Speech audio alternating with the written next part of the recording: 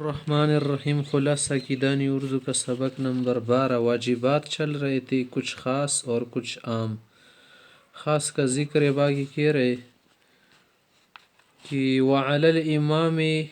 وسجدۃ التلاوت علی الامام والمنفرد، سجدہ تلاوت بھی واجب ہے امام پر بھی اور اکیلے نماز پڑھنے والے پر بھی۔ ایک امام نماز پڑھ رہے اس کی پیچھے مقتدی پر ویسے بھی واجب ہے کیونکہ متابعت کر رہے ہیں، اور ایک وہ شخص سے جو کیا کر رہے منفرد ہے، اکیلی نماز پڑھ رہے خود کے لیے، اس پر بھی واجب ہے۔ ایک اور واجب ضروری چیز و تکبیرات العیدین،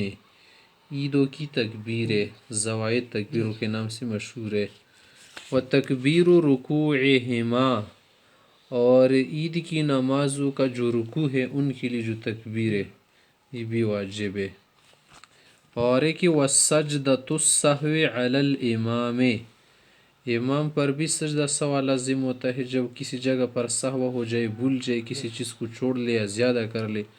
سجدہ سہو کرے گا اور پیچھے مقتدی ویسے بھی کرے گا، اس لیے اس کا ذکر نہیں کیا۔ والمنفرد، یہ کوئی اکیلے نماز پڑھ رہا ہو،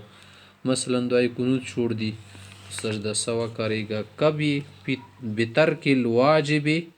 جب واجب چھوڑ دی، فی الثمانیۃ الاول، پہلی جو 8 قسم گزر گئے، من القسم الاخیر، اخیری قسم خاص کیا۔ مثلا جہری قرات تم نے سری کر دی، سجدہ سہو کرو گی، یا سری ہے آپ نے جہری کر دی، یا مثلا کیا ہے امام سے آگے بڑھ گیا، تو اس صورت میں تو نہیں کر سکتے، چلو سجدہ سہو مثلا اس پر ہو گیا، یا عید کی تکبیر چھوڑ دیا، یا سجدہ تلاوت پڑھ لیا، تو ان چیزوں کی وجہ سے اس پر کیا آتا ہے، سجدہ سہو آتا ہے، کہ کسی بھی واجب کو چھوڑ دے، آگے پیچھے کر دے۔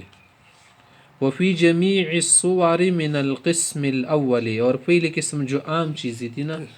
وہ تو اصل فرض یہ واجب ہے، سب کو واجب کا نام دیا ضروری ہونے کی وجہ سے۔ وفی جمیع الصور، تمام صورتوں میں، من القسم الاول، پہلی قسم، اس میں بھی کیا ہے، سجدہ سہو واجب ہے۔ ہاں الا الطمانینہ،